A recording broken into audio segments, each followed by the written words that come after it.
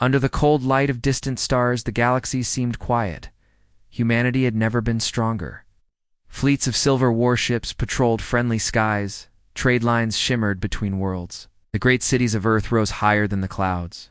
For Captain Elias Vance, commander of the long-range exploration vessel Odyssey, it felt like the universe had finally surrendered its dangers.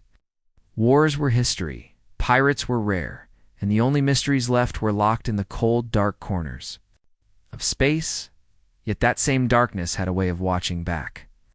It started on a night that should have been unremarkable. The Odyssey drifted in the orbit of a gas giant, her crew resting, engines idle. In the comms room, soft green lights blinked over the consoles, marking the heartbeat of their systems. Then, at precisely to 13 ship time, a small red light came alive, a signal, faint but insistent, clawing its way through the static of the void. No ship should have been broadcasting here. No station existed in this sector. The comms officer frowned, tapping controls to clean the noise. The sound that emerged was not the usual human distress call or coded message. It was a slow, deliberate rhythm like the beating of a mechanical heart. Between the pulses, there were fragment scraps of a language no translator could recognize. When Elias arrived in the comms room, the signal was still repeating. He stood behind the officer, arms crossed, listening in silence. The voice Sif. It was a voice seemed distorted, as though it had been stretched across centuries. This frequency, the officer said quietly, hasn't been in use for over 300 years. Elias leaned closer to the console. Then who's using it now? The officer didn't answer. Instead, he highlighted a faint layer beneath. The main signal was a data packet, corrupted, missing pieces, but still alive. When decoded, it produced a map. The map was old, drawn in coordinates the galaxy no longer used.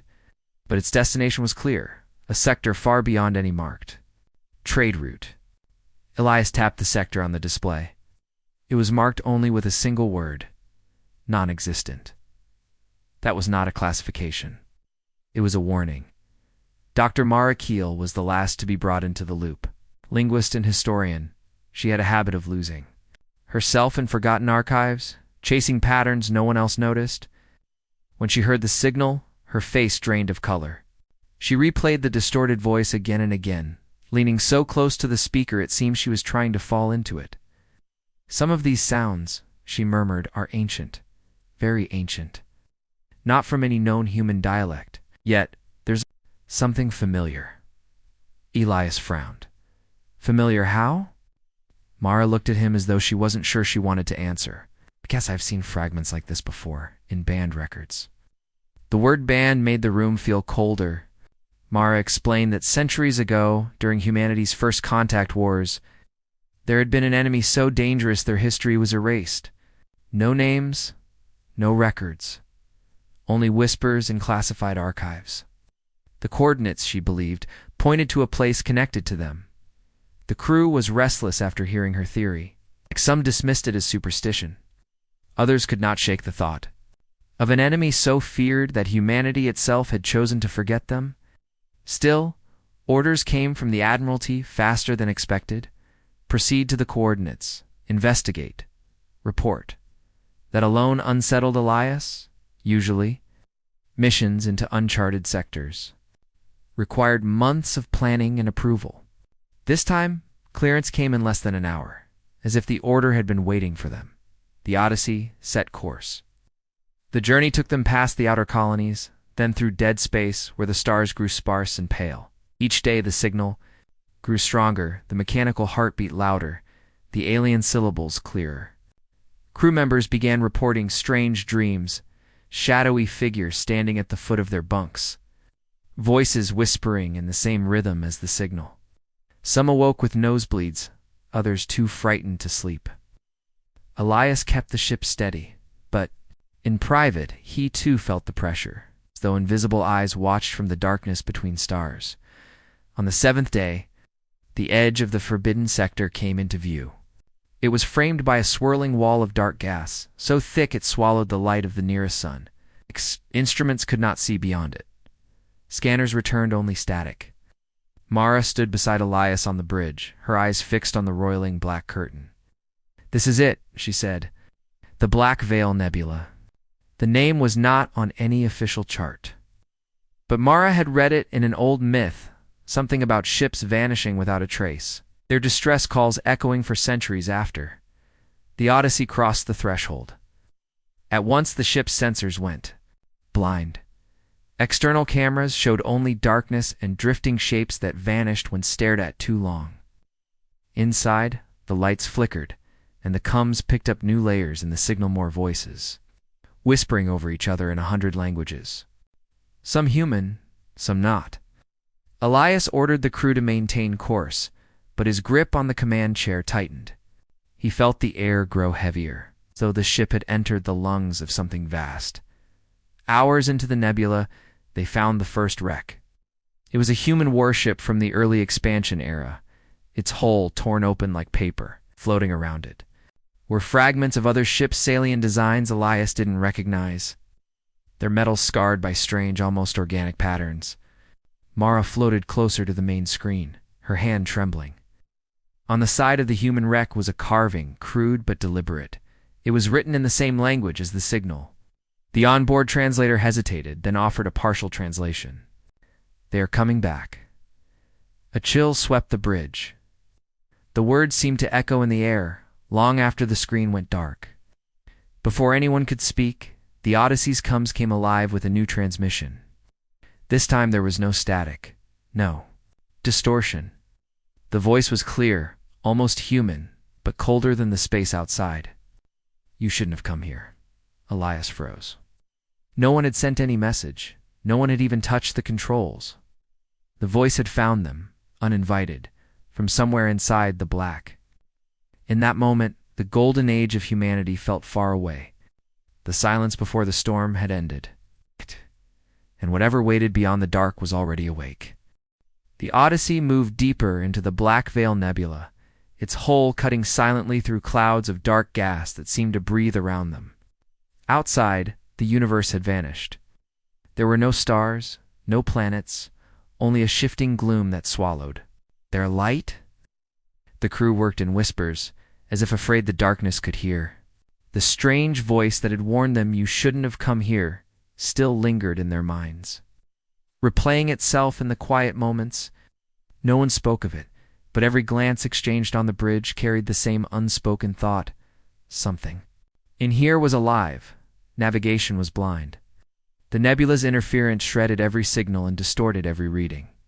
The Odyssey's AI struggled to keep course, recalculating every few seconds with data that made less and less sense. Sometimes it claimed they were standing still. Other times, it reported impossible speeds, as if space itself was folding and unfolding around them. Dr. Marakil spent hours replaying the alien signal, comparing it to the carvings on the wreck they had found. Her lips moved silently as she traced symbols on her tablet, as if searching for a key that didn't exist. Elias watched her from the captain's chair. She looked less like a scientist now, and more like someone decoding a threat meant only for her, after 12 hours of travel. The nebula thinned just enough to reveal a shape ahead, an asteroid, massive and jagged, its surface glittering faintly. Under the Odyssey's floodlights, as they approached, it became clear that this was no ordinary rock. A long, jagged opening yawned along one side, leading into a hollow interior inside. Faint points of light moved, too steady to be random reflections. Elias gave the order to proceed. The Odyssey glided into the shadow of the asteroid, and the crew saw what hid within. The hollow chamber was a city, not a human one, but ancient, carved into the stone like the bones of some vast creature. Towers grew from the walls at impossible angles, and narrow bridges connected them like spider silk. Small crafts patched together from scavenged parts floated between platforms. As the Odyssey's light swept over the scene, dozens of figures emerged from the shadows. They were alien thin, elongated, their pale skin marked with dark streaks, their eyes reflecting light like glass. Their clothes were stitched from scraps of multiple civilizations. They looked like survivors from 1,000 different places and times. A signal request came through primitive. Unencrypted, Elias hesitated, then accepted. Now the face of one of the pale beings filled the screen.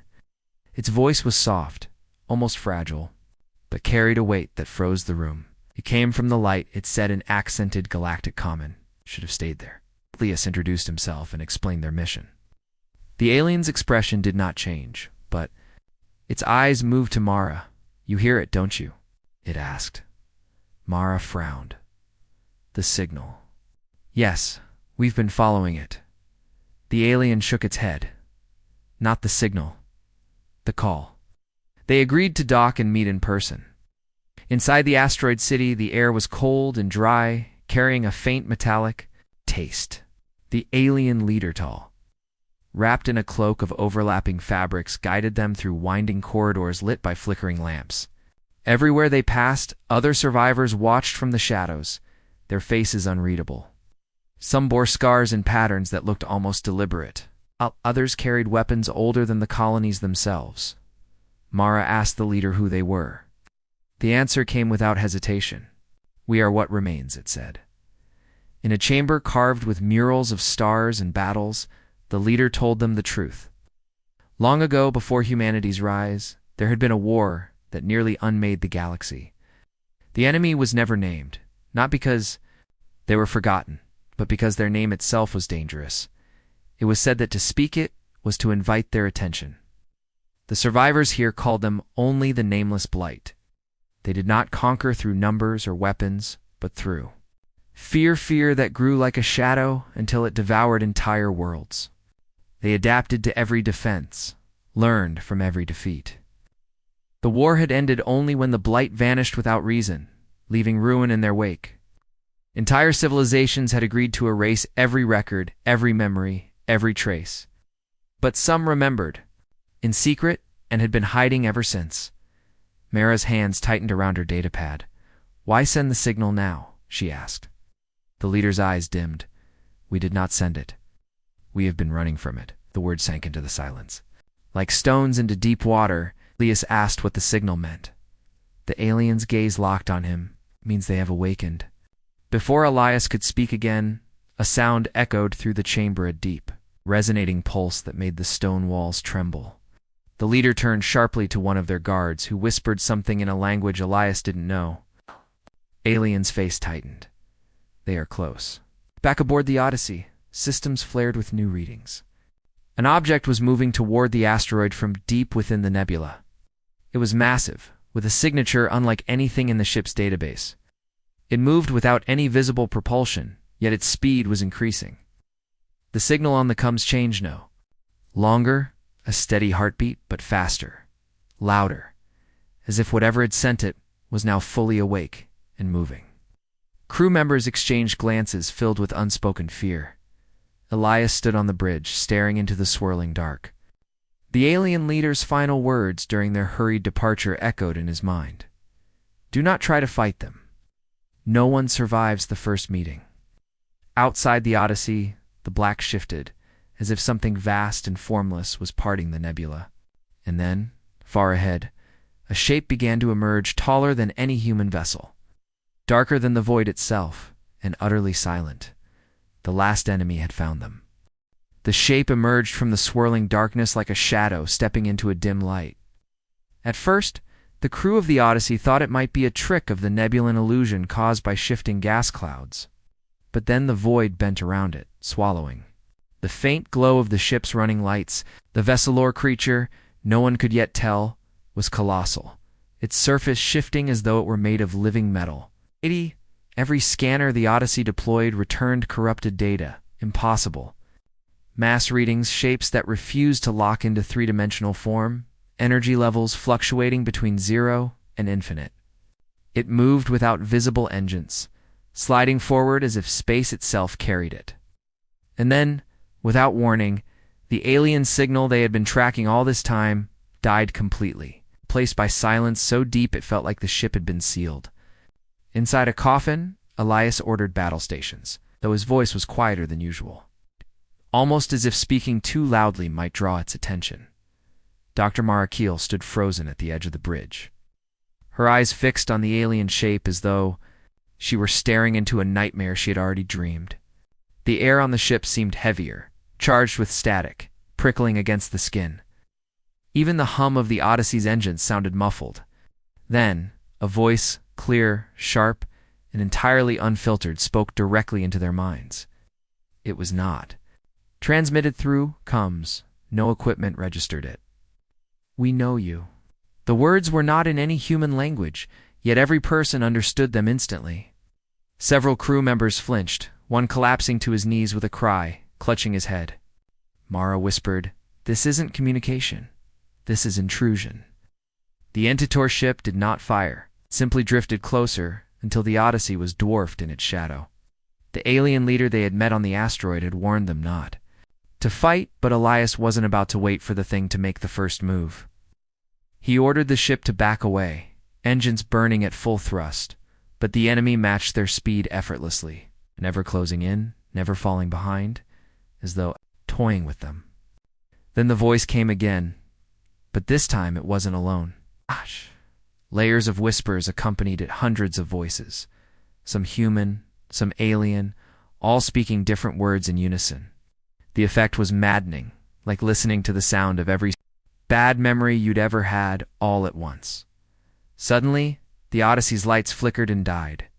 Emergency systems switched on, bathing the bridge in dim red glow. Systems began to fail, one by one: navigation, life support diagnostics, weapons erased until the only functioning systems were manual.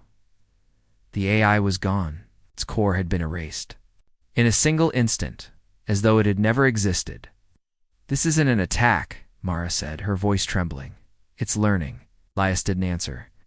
He was too focused on the growing realization that the thing wasn't approaching them, was surrounding them. The ship's windows, once filled by the black wall of the nebula, now reflected glimpses of the alien shape in every direction.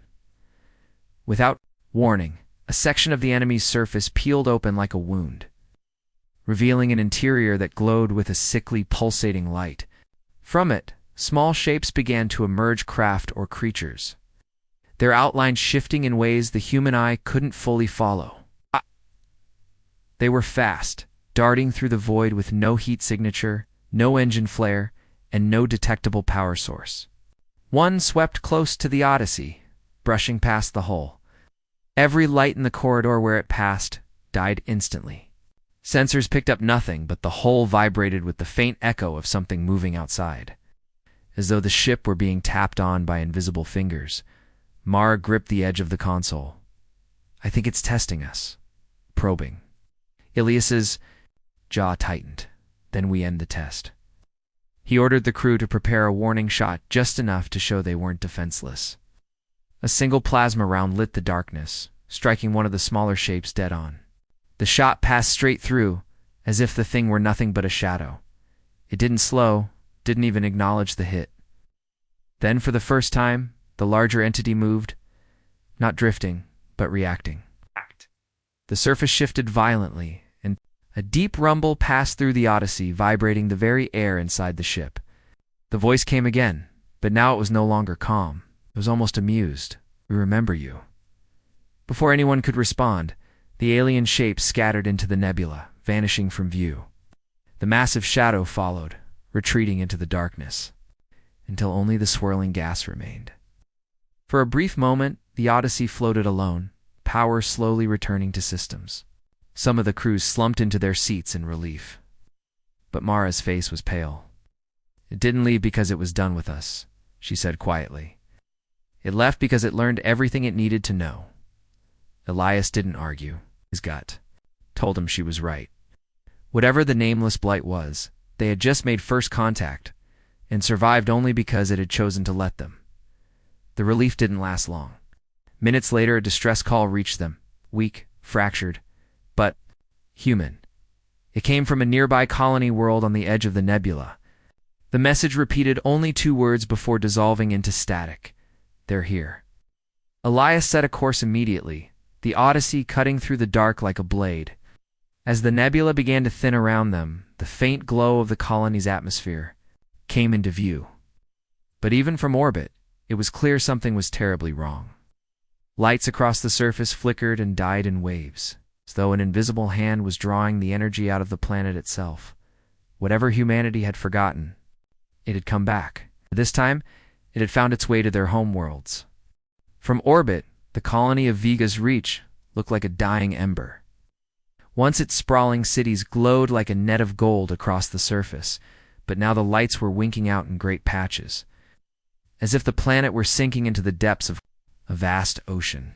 The Odyssey descended through the upper atmosphere, cutting through turbulent clouds lit from below by faint flashes, not lightning, but something slower, heavier, like the pulse of a machine buried deep beneath the ground. Captain Elias Vance stood at the forward viewport, hands clasped behind his back, every muscle in his body tight. Around him, the crew worked in silence, afraid to speak what they were all thinking. They had seen this before, and nothing had survived. The distress call had stopped the moment they entered orbit. No further transmissions, no hails answered, no chatter from the colony's relays. It was as though the world itself had been muted. Dr. Mara Keel stood beside Elias, her eyes scanning the ground through the ship's magnifiers. "There," she said suddenly, pointing toward the coastline of a darkened city. At first, Elias saw nothing, but then the shadows moved. Something massive, shapeless, and black slid between the buildings, its form dissolving and reforming. Like liquid smoke, it wasn't one shape but many, layers of motion stacked together, flowing without sound. And yet, even at this distance, he felt the weight of its presence pressing against his mind. "Drop us lower," Elias ordered, voice low but firm. The Odyssey descended toward the city, its hull groaning under strange turbulence. The streets were littered with abandoned vehicles and the occasional flicker of power from a failing light. Here and there, human figures stumbled through the shadows. But their movements were wrong-jerky, uncoordinated, like marionettes pulled by invisible strings. Mara's hand tightened around the console.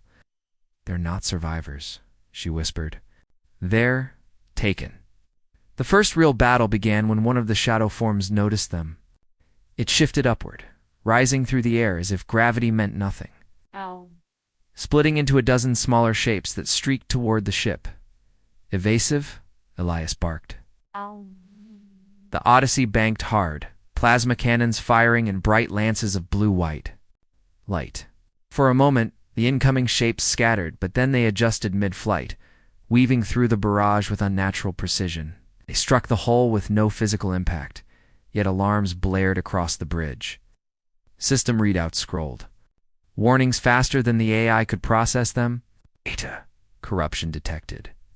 Weapon arrays offline. Engine efficiency compromised.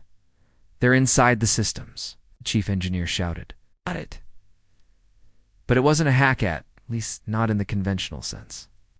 The shapes weren't simply disabling the Odyssey's tech, they were learning it, unraveling it in real time. Every defensive countermeasure the ship deployed worked once, then failed as the enemy adapted. Plasma bursts, impulses, kinetic flares. Each tactic became useless seconds after it was used.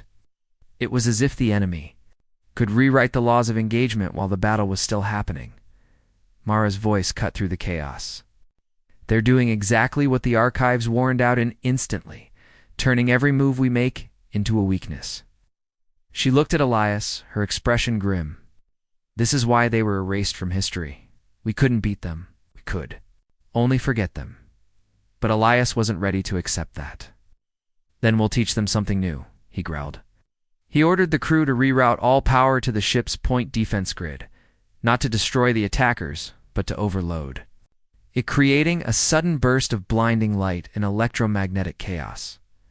The plan worked briefly.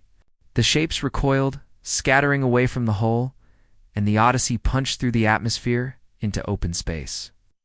But as they climbed, the colony below was already being swallowed whole. Entire city blocks vanished under a tide of shifting black, the landscape deforming as if the ground itself had become liquid. From orbit it looked as though a dark ocean was flooding over the continents, consuming everything in its path. And then came the most chilling moment of all the planetary. Power grid shut down in perfect unison. Every single light, from the smallest lamp to the orbital relays, died in the same second. Mara's voice was a whisper, but it carried through the bridge. "They've taken the whole world." The crew fell silent. For a long moment, the only sound was the hum of the ship's systems struggling to stabilize after the assault. Then, the comms officer spoke in a trembling voice. "Captain, we have incoming transmissions, multiple different languages, all saying the same thing." She tapped a control, and the words filled the bridge in a chorus of fear. "They are here, they are here, they are here." Dozens of voices from different human colonies, all crying out at once. Ilias's gut twisted. This wasn't an isolated attack, it was a coordinated strike. The nameless blight wasn't here for one world, it was here for all of them. He opened a channel to Fleet Command, but before he could speak, the screen filled with static and, then, for a heartbeat, the shadowed outline of something vast, larger than any ship humanity had ever built, its surface shifting like a living storm. And then a voice, deep and layered, rolled through the comms, not in words, but in pure intent. "We remember you." The transmission cut. No one moved for several seconds. The silence was broken only when Mara spoke, her tone cold and certain. "They've declared war." Elias looked out into the black, where the nebula still churned far beyond Viga's reach. His jaw set. "Then they'll learn what it means to provoke us." The message went out across human space like a shockwave. The nameless blight has returned. Every secure channel lit up with priority orders, and for the first time in centuries, the fleets of Earth were fully mobilized. System burned toward rally points, their hulls gleaming like silver teeth in the dark. Carriers loaded with fighters, troop transports brimming with Marines, stealth ships designed for assassination runs, every weapon humanity had ever built was summoned. And still, it didn't feel like enough. From the bridge of the Odyssey, Captain Elias Vance watched as the largest human fleet in recorded history assembled above the storm-lashed world of Arden Prime. Massive dreadnoughts formed the core, their spinal cannons capable of tearing moons apart. Around them, destroyers, frigates, and strike craft swirled in disciplined patterns. But this wasn't just a military display. It was a desperate attempt to send a message humanity would not run. Across the fleet channels, commanders traded battle plans, fleet formations, and contingency orders. In the center of it all, Ilias's voice cut through. "We know they adapt. Every tactic we use will become useless within minutes. So we give them something they've never seen before. We give them chaos." It was Dr. Mara Keel who refined the plan. She explained that the only thing the nameless blight couldn't adapt to instantly was human unpredictability, irrational moves, reckless gambits, and the kind of suicidal determination no machine or hive mind could anticipate. If they could lure the enemy into overextending against false weaknesses, they might create a window long enough to strike at whatever core intelligence controlled the swarm. The plan was simple on paper, but in practice, it meant fleets acting. Without central coordination, commanders improvising on the fly, throwing aside decades of drilled military discipline. "It's not strategy," Mara said. "It's instinct. They can't learn what they can't predict." The fleet didn't have to wait long to test the idea. On the second day of preparations, the blight arrived. They didn't enter real space. Like normal ships, they bled into it, their forms phasing through dimensions until the stars themselves seemed to warp. Dozens of massive shapes emerged, each surrounded by clouds of smaller entities that swarmed like living shrapnel. Their approach was silent, almost casual, as if they didn't consider the human armada a threat at all. That arrogance lasted only until the first human strike. The battle began with a coordinated feint. A wing of frigates broke formation and rushed headlong toward one of the Blight's larger vessels, drawing the swarm after them. The enemy adapted quickly, shifting formations to surround and consume the attackers, but that's when hidden destroyers decloaked. Inside their formation, ripping into their flanks with point-blank plasma fire, the maneuver cost the lives of every frigate in the bait wing, but it tore the enemy vessel apart in a chain of explosions that lit up the void. For the first time, humanity saw one of the Blight's ships de-end. It didn't come back. Morale boost was immediate. Across the fleet, cheers rang out, even as orders for the next feint went through. But the Blight learned fast. Each new gambit worked once, then failed the next time. A suicide charge by a wing of fighters crippled a battleship-sized entity until the Blight began preemptively detonating fighters before they could close. Coordinated missile storms shattered a cluster of swarm craft until the Blight began intercepting the missiles mid-flight with their own bodies. Within hours, every trick became useless. By the 5th hour of battle, human losses were mounting. Whole sections of the line collapsed under relentless pressure, and yet the fleet kept fighting, reshaping itself with every blow. Elias and the Odyssey acted as a roaming blade, slipping through gaps in the chaos to strike where the enemy least expected. They crippled swarm hubs, rescued stranded crews, and even rammed a Blight drone ship head-on when its shields refused to break. Each time they struck, they moved before the Blight could turn the tactic against them. Mara fed Elias constant updates on shifting enemy behavior, predicting adaptation patterns in seconds. But even she could see it. The window for this unpredictable war was closing. Soon the Blight would have enough data to predict even irrational human moves. That's when Elias proposed the most dangerous idea yet. Instead of defending Ardent Prime, they would abandon the system entirely on paper. The fleet would scatter, breaking into hundreds of independent strike groups, making it look as though they were fleeing in panic. The Blight would pursue in multiple directions, spreading themselves thin to hunt the retreating humans. In reality, each fleeing group would circle back toward a single point in deep space where the Odyssey would act as bait, broadcasting a fake distress signal designed to pull the Blight's central fleet into a kill zone. There, every surviving human ship would converge for a single, all-or-nothing strike on the Blight's largest vessel, the One. Mara suspected held their command nexus. The admirals called it insanity. The crews called it suicide, but they followed the order. And for a few hours, it worked exactly as intended. The Blight spread themselves too thin, chasing what they thought were broken, desperate prey. Elias and the Odyssey hung in the kill zone, alone, broadcasting the signal on every frequency. For long minutes, nothing happened until space itself seemed to twist. They came. Not just a few ships, not even a dozen, but an entire wall of shadow, the largest Blight formation anyone had ever seen. In the center, towering over all others, was the behemoth Mara had marked as the Nexus. Its surface rippled with alien symbols that no human eye could fully follow, glowing faintly like the embers of a dying star. As it moved closer, the whispers returned not in their minds this time, but in their very bones. "We remember you." Elias stood at the command console, every system armed, every trap ready. "Signal the fleet," he said, his voice a steel edge. "It's time." One by one, human warships flickered into existence on all sides of the kill zone, their weapons igniting the void. The final battle had begun. The kill zone had become a furnace of plasma bursts, missile trails, and blinding shockwaves as the human fleet unleashed everything it had. Dreadnoughts spat beams powerful enough to shear through asteroids, carriers launched waves of fighters in reckless swarms, and destroyers wove between enemy forms like blades through shadow. At the center of it all, the Odyssey held position, every weapon online, acting as the bait that had drawn the nameless Blight into this final trap. The behemoth Nexus ship loomed before them, larger than any human city, its surface writhing with impossible geometry. Each strike that hit it was swallowed by shifting armor, the damage erasing itself in seconds. Around it, the Blight swarm fought with horrifying precision, every human maneuver countered, every weapon neutralized seconds.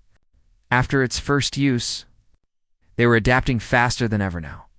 Elias Vance didn't wait for them to adapt fully. "Execute Phase 2, he barked. Ah! Across the fleet, preloaded mines detonated in unison. Not as explosions, but as bursts of exotic particles junk data encoded into quantum resonance. Mara had designed them to overload the Blight's pattern recognition structures, the mental equivalent of static flooding their adaptive minds. For the first time in the battle, the swarm hesitated. Ships that moved like liquid before now stuttered. "Their perfect coordination fracturing now," Elias shouted. A coordinated strike hit the Nexus from every side, tearing chunks of its shifting surface away. Beneath the armor was something that looked alive, a vast, glowing lattice of threads pulsing in rhythmic patterns like the veins of an organism spread across the skin of a world. Mara's voice was tight with urgency. That's it. That's the nerve structure. We cut that. We end this. But the blight had recovered enough to fight back. Massive tendrils of living metal lashed out, spearing through human ships and dragging them into the Nexus's hull, where they dissolved into nothing. Whole sections of the fleet vanished under a tide of black. The Odyssey took hit after hit, its shields buckling, hull plating peeling away like paper. Fires broke out on multiple decks, and still, Elias refused to break position in the chaos. A wing of heavy bombers broke through, diving straight toward the exposed lattice. They launched their payload, a cluster of fusion warheads fused with experimental war cores designed to collapse localized space-time. The detonation ripped through the Nexus in a blinding flash, the blast folding inward instead of outward. The glow of the lattice faltered, then dimmed. Across the swarm, the blight ships began to move erratically, losing formation. Some even colliding with each other. They're breaking down, Mara breathed. We've severed the command link. But the victory wasn't clean. The Nexus was dying, but it was also pulling every surrounding blight vessel toward it, drawing them into a final, collapsing mass of matter and energy. The gravitational surge caught human ships in its pull, dragging them toward annihilation. Elias slammed the comms open. All ships, emergency jump. Now. The Odyssey's engines screamed under maximum burn, the jump drive spooling in seconds. Instead of minutes, stars stretched, blurred, then snapped back into place as they tore free of the kill zone. Around them, only a fraction of the human fleet had escaped. The rest were gone. Silence filled the bridge. No one spoke for nearly a full minute. Then the comms officer looked up from her console. Captain, no new blight signatures anywhere in known space. They're gone. No. The words felt too light for the cost they'd paid. Mara stood by the viewport, staring into the cold black. Beyond, gone, she repeated softly, but not destroyed. They retreat when they lose. It's how they survive across millennia. Elias moved to stand beside her. Then we make sure no one ever calls them back. In the days that followed, the surviving fleet returned to their home systems. Official records marked the enemy as unknown hostile entity. Zero and sealed every detail of the battle under top classification. Public history recorded it only as the war with no name. Every surviving crew member was sworn to silence. On the Odyssey, Mara wiped the last fragments of the Blight's language from her archives, deleting even the corrupted echoes of their name. Some things aren't meant to be remembered, she said quietly. Elias didn't argue. He only watched the stars sliding by, knowing that somewhere in the deep, the nameless Blight still existed, waiting for a time when humanity might forget. Their fear, the last enemy who provoked humans, had been driven back into the dark. And as long as their name remained lost to time, perhaps they would never dare return.